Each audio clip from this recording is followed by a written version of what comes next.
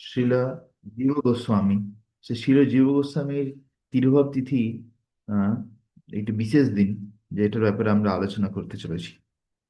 শ্রী সনাতন, শ্রী রূপা ও শ্রী বল্লভ এই তিন ভাই একসময় বাদশাহ হুসেন শাহের অধীনে কর্মরত ছিলেন। তো আমরা সকলে জানি যে আগে যখন শ্রী চৈতন্য মহাপ্রভু আবির্ভাব হয়েছিল, সেই সময় আমাদের যে বঙ্গভূমি, সেখানে বিভিন্ন মুসলিম রাজারা রাজত্ব করত। তাদের নাম কি ছিল? হুসেন শাহ। তো তার তার আন্ডারে কে কে কাজ করতো? রূপ গোস্বামী মানে শ্রী রূপা, শ্রী সনাতনা, আর শ্রী বল্লভ মানে বল্লভ ভট্ট। হুম। তো এই তিনজন সেবা করত। এই তিন ভাইয়ের মধ্যে কেবল একজনেরই বংশধর ছিলেন, তিনি হলেন শ্রীজীব। কেননা তিনজনের মধ্যে দুজন তো সন্ন্যাসী হয়ে গেছে, তাহলে তার তো কোনো বংশ আগে যাওয়ার কোনো কথা নেই। ঠিক আছে? তো সেই জন্যে শুধুমাত্র বল্লভ যে ভট্ট ছিল, তার হচ্ছে যে ছেলে ছিল। আর সে কে? সে হচ্ছে ছিল জীব গোস্বামী। বাদশাহ তাদের সেবায় সন্তুষ্ট হয়ে প্রচুর ধন সম্পদ প্রদান করেছিলেন। ফলে তাদের পারিবারিক জীবন ছিল অত্যন্ত ঐশ্বর্যময়। একমাত্র পুত্রের লালন পালনের জন্য কোনো কিছুরই অভাব ছিল না। শিশুটির স্বর্ণাভ দেহকান্তিতে গৃহ আলোকিত হয়ে উঠত। তার চক্ষু ছিল প্রস্ফুটিত পদ্ম পাপড়ির ন্যায়, আর তার দেহের প্রতিটি অঙ্গই দীপ্তিময় জ্যোতিতে শোভিত ছিল। দেখো এখানে যে ডেসক্রিপশনটা দিচ্ছে, আসলে ব্যাপারটা কি, যে যেহেতু মহাপ্রভুর পার্ষদ না, তো সেই জন্যে তারও শরীরের সৌন্দর্য এরকম এত সুন্দর ছিল। ঠিক আছে? আর এটা একটু ধ্যান দিয়ে শ্রবণ করবে, নাহলে কি হবে, তুমি ইম্পর্টেন্ট লাইন মিস করে যাবে যদি এখানে ওখানে কথা বলো, মোবাইল ঘাঁটো বা কিছু। ঠিক না আছে? না না না। হ্যাঁ। তো এখানে যেটা বলছে আমি আরেকবার রিপিট করছি, কারণ আমার মনে হচ্ছে তুমি শুনোনি হয়তো। শিশুটির স্বর্ণাভ দেহকান্তিতে গৃহ আলোকিত হয়ে উঠল। তার চক্ষু ছিল প্রস্ফুটিত পদ্ম পাপড়ির ন্যায়, আর তার দেহের প্রতিটি অঙ্গই দীপ্তিময় জ্যোতিতে শোভিত ছিল। আর ছোটবেলা থেকেই ধন সম্পদের ঘরে কোনো কমি ছিল না, টাকা পয়সার। ঠিক আছে?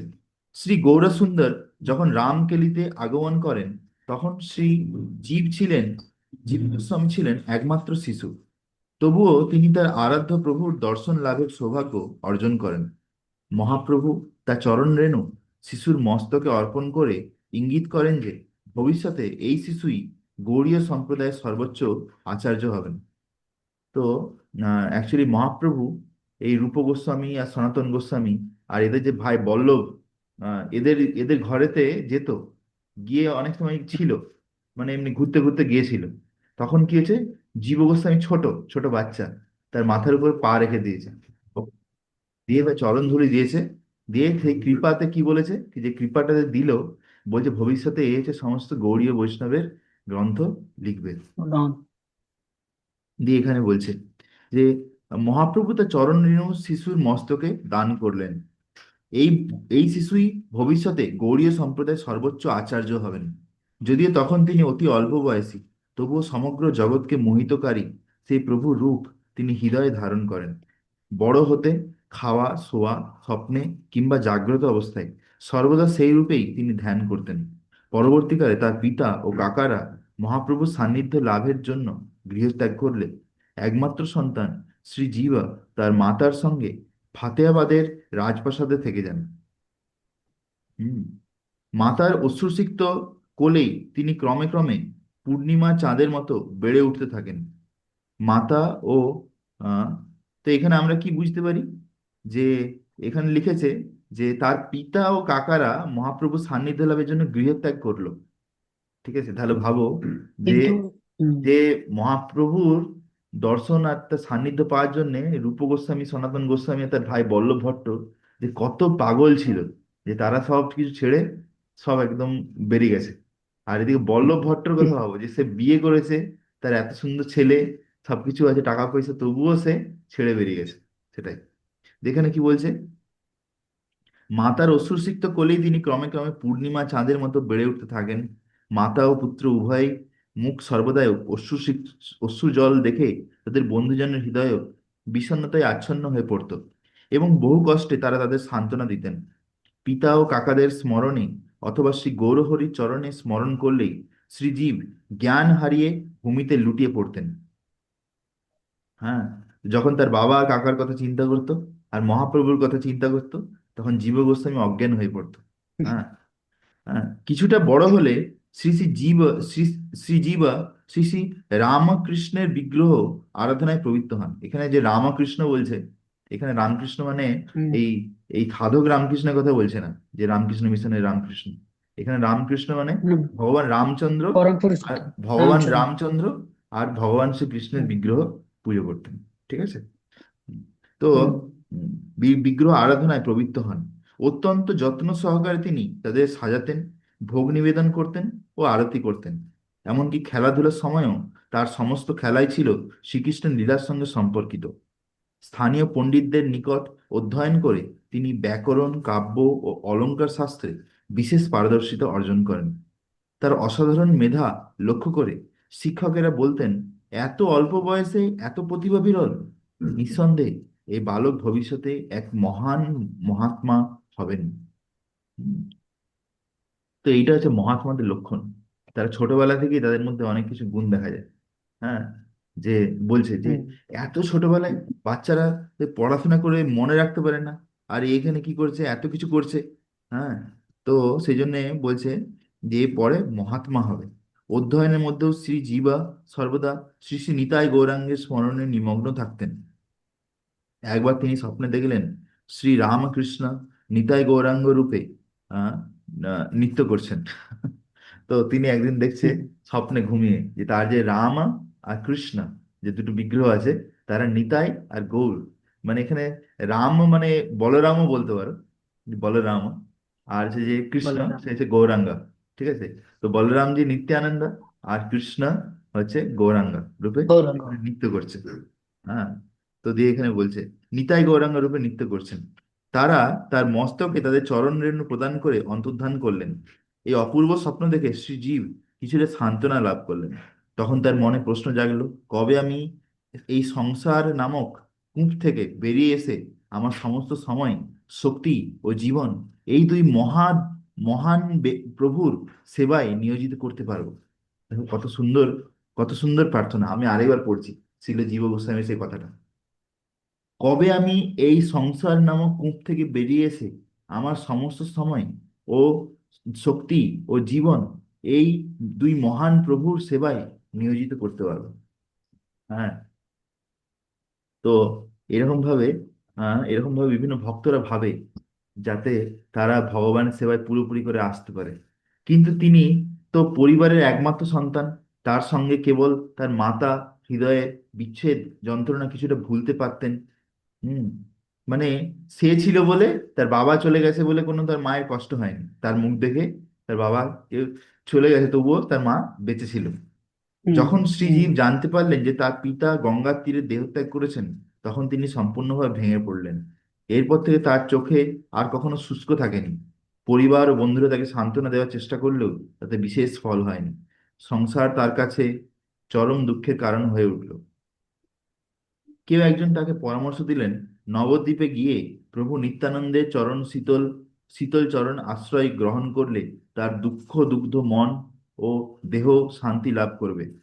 হুম, কেউ কেউ বললো, দেখ, নবদ্বীপ ধামে চলে যাও, ওখানে নিত্যানন্দ প্রভু আছে, ওই নিতাই চাঁদের চরণে আশ্রয় গ্রহণ করো, তাহলে তোমার মনে শান্তি লাভ করবে।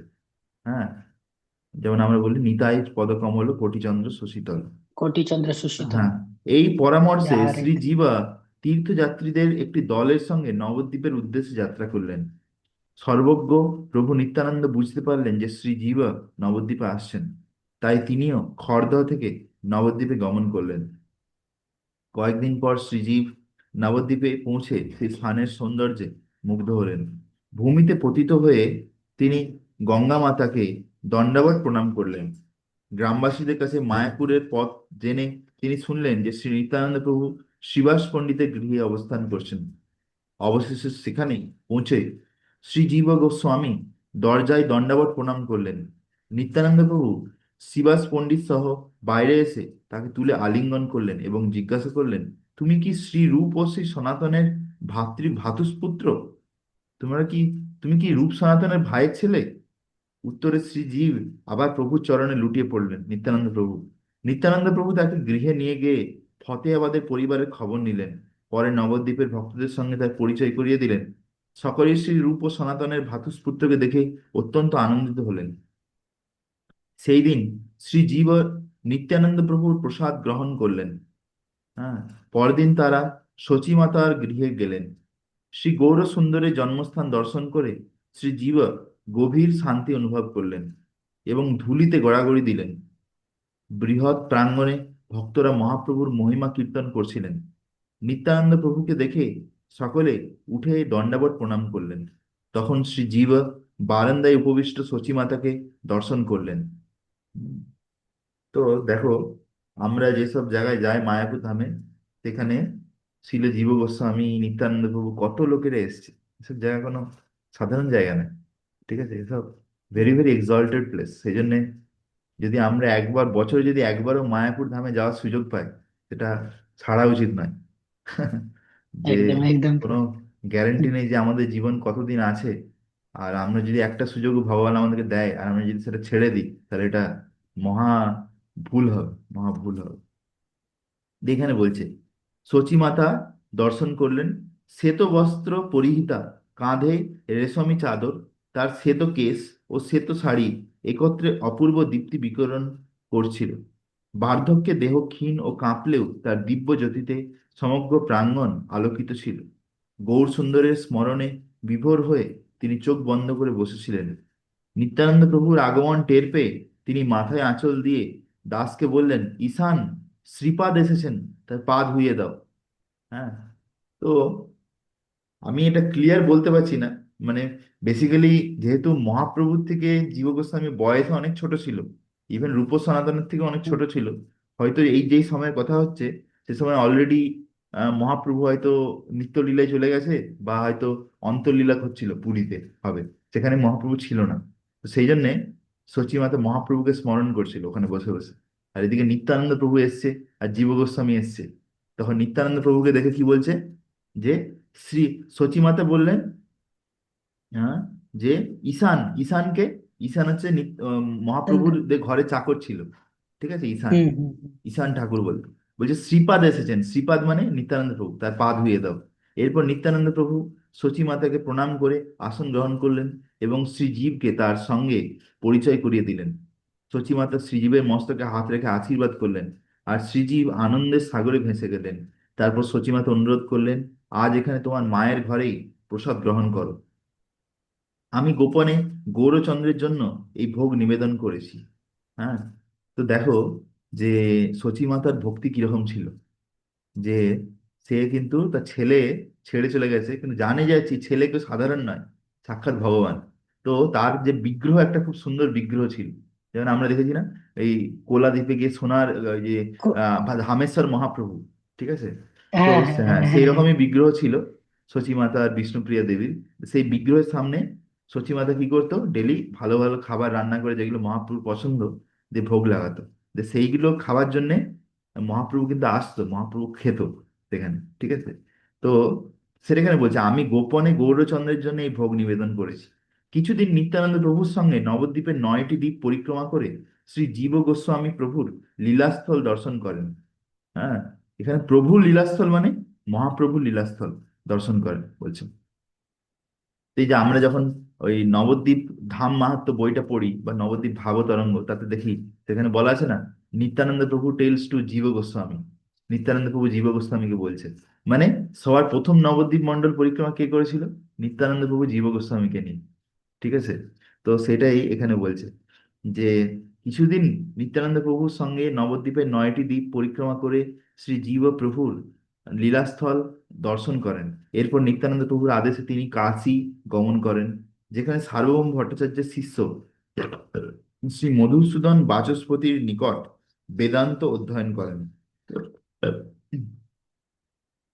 শ্রী চৈতন্য মহাপ্রভু পুরীতে সার্বভৌম ভট্টাচার্যকে যে ভগবত সিদ্ধান্ত শিক্ষা দিয়েছিলেন, তা মধুসূদন বাচস্পতি শ্রী জীবকে প্রদান করেন, এবং শ্রী জীব সেই সিদ্ধান্তে সম্পূর্ণ পারদর্শী হন। এরপর তিনি বৃন্দাবনে গমন করে তার দুই কাকা শ্রী রূপ ও শ্রী সনাতনের চরণাশ্রয় গ্রহণ করেন। হুম। শ্রী রূপ গোস্বামী শ্রী জীবকে ভাগবত শিক্ষা দিতে শুরু করেন এবং দীক্ষা প্রদান করে শ্রী শ্রী রাধা দামোদরের সেবায় নিয়োজিত করেন। হুম। তো রূপ গোস্বামীর কাছে যখন প্রথমে যায়, তখন কিন্তু সঙ্গে সঙ্গে দীক্ষা দিয়ে দেয় না। ঠিক আছে, যেমন আমাদের ইসকনে কেউ এলে সঙ্গে সঙ্গে দীক্ষা দেয় না, অনেক দিন অনেক বছর অপেক্ষা করতে তারপরে পায়, সে যদি যোগ্য ব্যক্তি হয়। তো সেরকম রূপ গোস্বামীর কাছে যখন জীব গোস্বামী এসেছিল, প্রথমে জীব গোস্বামীকে অনেক ভাগবত শিক্ষা দিচ্ছিল বিভিন্ন। হ্যাঁ। তারপরে কি হয়, তাকে দীক্ষা দেয় রূপ গোস্বামী। হ্যাঁ। তারপরে তারপরে রূপ গোস্বামী জীব গোস্বামীকে এত ভালোবাসতো যে তার জন্য নিজে হাতে একটা বিগ্রহ তৈরি করে দিয়েছিল। সেটা হচ্ছে রাধা দামোদর, যে রাধা দামোদর বিগ্রহ এখন হচ্ছে যে জয়পুরেতে আছে। ঠিক আছে। তো শ্রী শ্রী রাধা দামোদরের সেবায় নিয়োজিত করেন। এই দামোদর বিগ্রহ স্বয়ং শ্রী রূপ গোস্বামীর হস্ত নির্মিত বলে শাস্ত্রে উল্লেখ আছে। শ্রী জীব অল্প সময়ে ভগবতের তত্ত্বের পারদর্শী হয়, শ্রী রূপ তাকে ভক্তি রসামৃত সিন্ধুর প্রুফ রিডিং এর দায়িত্ব দেন। সেই সময় শ্রীজীবা দুর্গম সঙ্গমণি নামক টিকা রচনা করেন। শ্রী সনাতন গোস্বামীর আদেশে তিনি লঘু বৈষ্ণব তোষণী গ্রন্থ রচনা করেন। তার রচনাসমূহ আহ, সেই যুগের পণ্ডিত সমাজকে মুগ্ধ করে এবং বৃন্দাবনে এক স্বর্ণযুগের সূচনা হয়। শ্রী জীব নিয়মিতভাবে তাদের কাকাদের জন্য জল বহন করতেন, তেল। আহ এক মিনিট। শ্রী সনাতন গোস্বামীর আদেশে লঘু বৈষ্ণব তোষণী গ্রন্থ রচনা করেন। তার রচনা সমূহ সেই যুগের পণ্ডিত সমাজের কাছে মুগ্ধ। হ্যাঁ।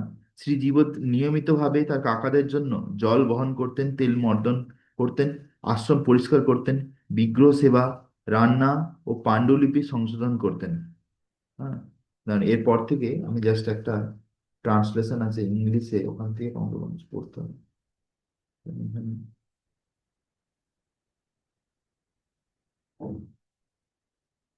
ইংলিশটা just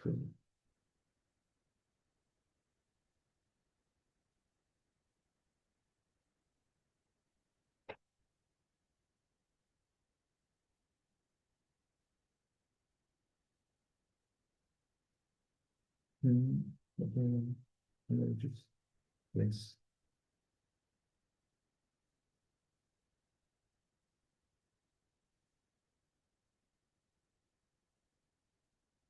No answer. Local Nityananda, Gaura Sundara, Uttar Pradesh,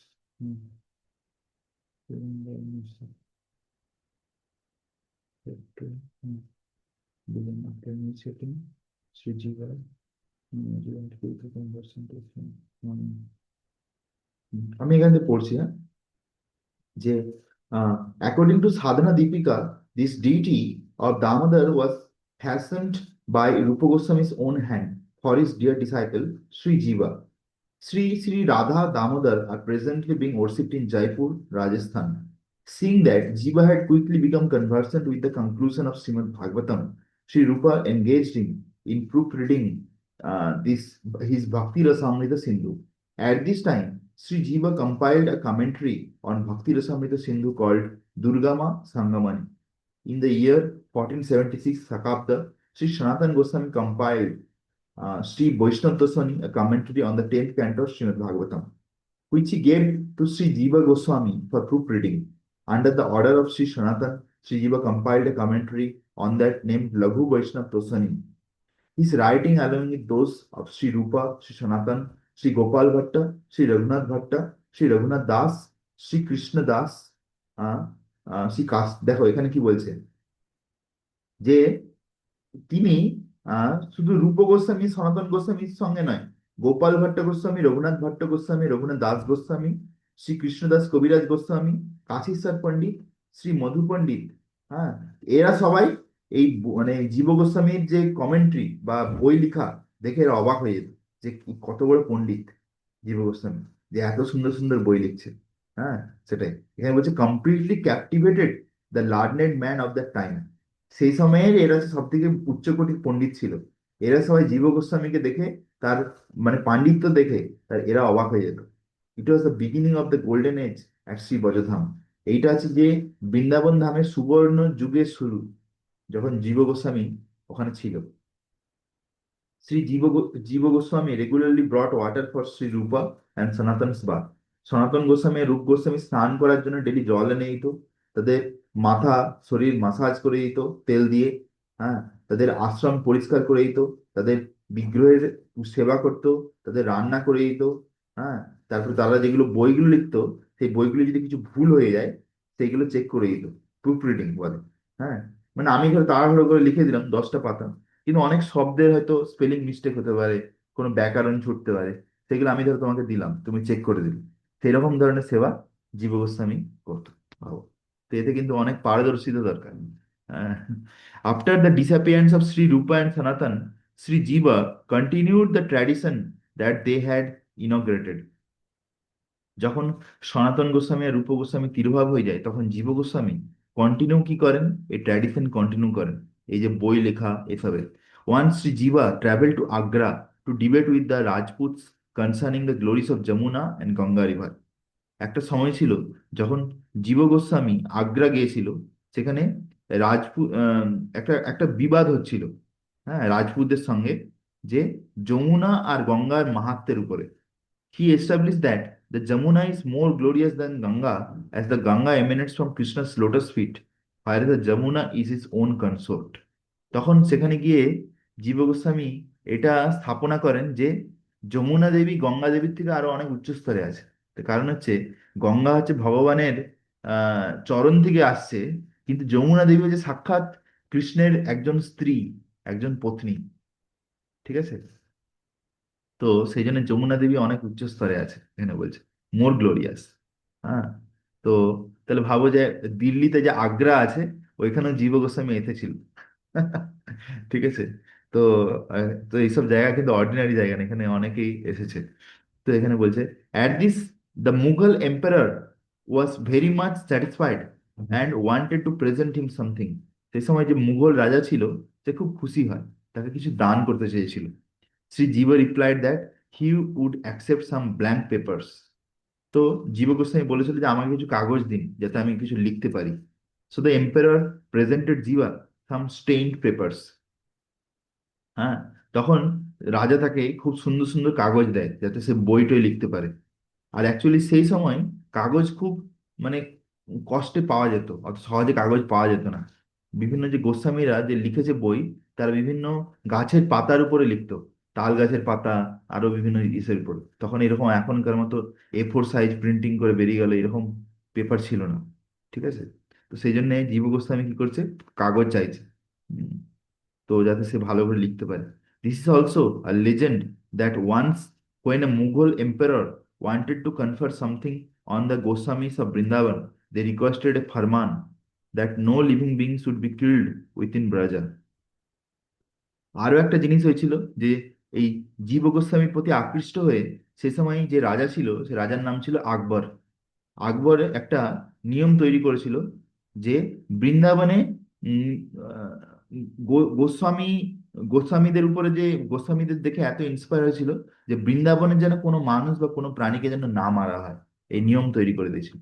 মানে বৃন্দাবনের বাউন্ডারির মধ্যে কোনো প্রাণীকে কেউ যেন না মারে, আকবর এই নিয়ম তৈরি করেছিল। ঠিক আছে?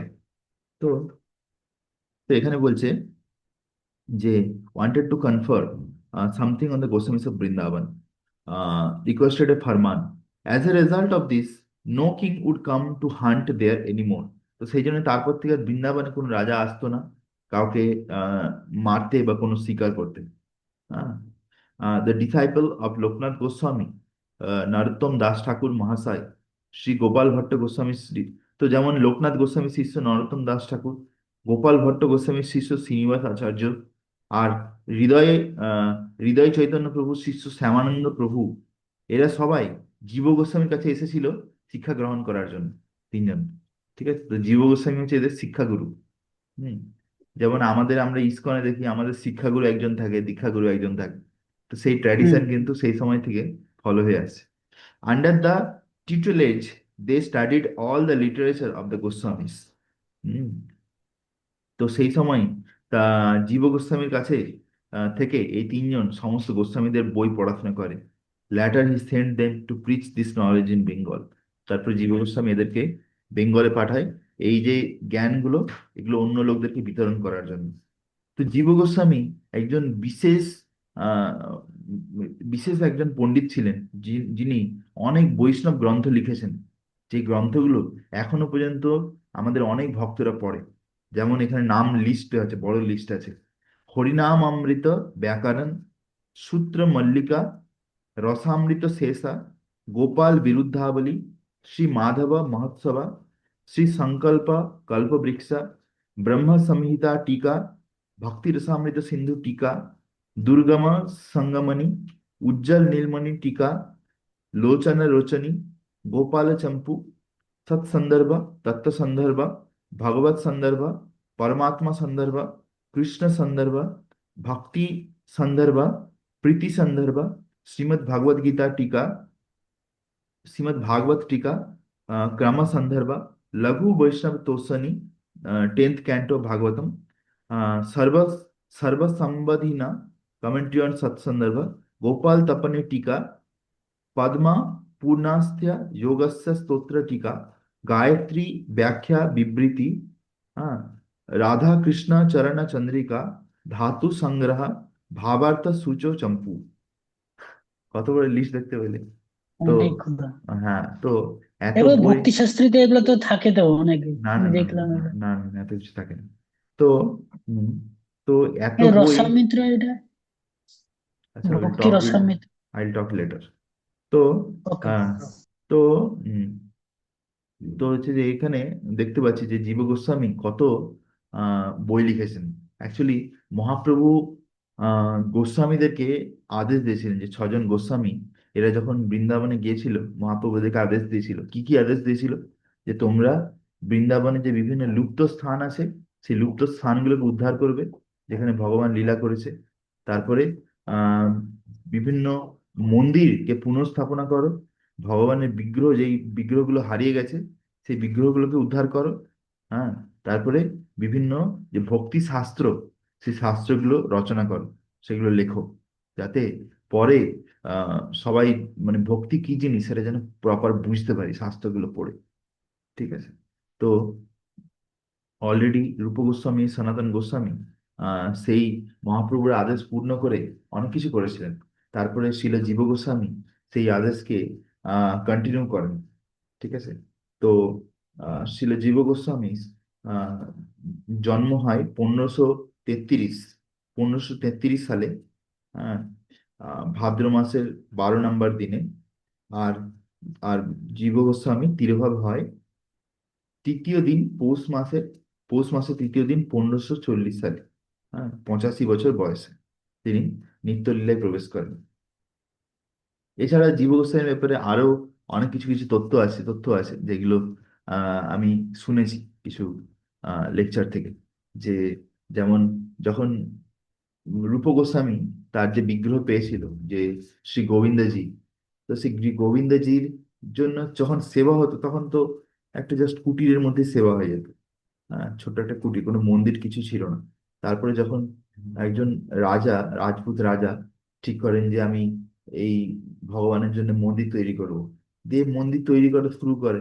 হ্যাঁ, যে মন্দিরে যখন কাজ হয়ে কমপ্লিট হতে যায়, তখন কিন্তু রূপ গোস্বামী কিন্তু ছিল না। তখন শেষে ছিল জীব গোস্বামী কিন্তু অ্যাকচুয়ালি ছিল। আর জীব গোস্বামী কিন্তু এই মন্দিরকে তখন মানে কনস্ট্রাকশন পর্যন্ত দেখেছিল সবকিছু। ঠিক আছে, সবকিছু দেখেছিল। তো এরকম ভাবে শিল জীব গোস্বামী আরো অনেক কিছু জিনিসের উপরে ইয়ে করেন। যেমন আরেকটা জীব গোস্বামীর উপর পাস্ট টাইমস আছে। সেটা আছে যে একবার কি হয়েছে, যে রূপ গোস্বামী পাদ কিছু একটা বই লিখছেন, খুব সুন্দর একটা বই লিখছেন। তো সেই সময় কি হয়, একটা বই লিখছেন, আর সেই বইটা যখন লিখছেন তখন হঠাৎ করে কি হয়, উম, আহ, ইয়ে আছে বল্লভ সম্প্রদায়ের একজন আচার্য, বল্লভাচার্য আছেন। যে বল্লভাচার্য যখন এসছে রূপ গোস্বামীর কাছে, দিয়ে রূপ গোস্বামী তাকে প্রণাম করেছে, দিয়ে বসে কন্টিনিউ বই লিখছে। দিয়ে তারপরে বল্লভাচার্যকে বলছে যে আপনি একটু এইটাই প্রুফ রিডিং করে দিন, মানে কিছু ভুল আছে নাকি একটু বিচার করে দিন, আর কারেকশন করে দিন। তখন বল্লভাচার্য সেইটা দেখে, রূপ গোস্বামীর লেখা দেখে অনেকগুলো ভুল বিচার করেছে। ঠিক আছে। তখন রূপ গোস্বামী বলছে ঠিক আছে, ওগুলো কারেকশন করে দিন। হ্যাঁ, কিন্তু ওখানে তখন জীব গোস্বামী পাশে দাঁড়িয়ে ছিল, দেখছিল যে কি হচ্ছে। হ্যাঁ, জীব গোস্বামীর এটা সহ্য হয়নি। কেননা মহাপ্রভু বলছে যে আমার যে শুদ্ধ ভক্তরা যারা আছে বা আমার পার্ষদ, তাদের লেখাতে কোনোদিন কোনো ভুল হতে পারে না, তারা সবসময় পারফেক্ট। ঠিক আছে। আর যদি ছোটখাটো গ্রামাটিক্যাল মিস্টেক হয়, ওটাকে অত মাইন্ড করা উচিত নয়। ঠিক আছে। তো এদিকে জীব গোস্বামী দেখছে যে তার গুরুদেব রূপ গোস্বামী শাস্ত্রেতে যেটা এত নিখুঁত, অথচ তার মধ্যে আবার বল্লভাচার্য এত ভুল মেশে দিল। হ্যাঁ, এটা তো রূপ গোস্বামী তো অত কিছু মনে করে না। রূপ গোস্বামী বলে ঠিক আছে, কোনো অসুবিধা নেই।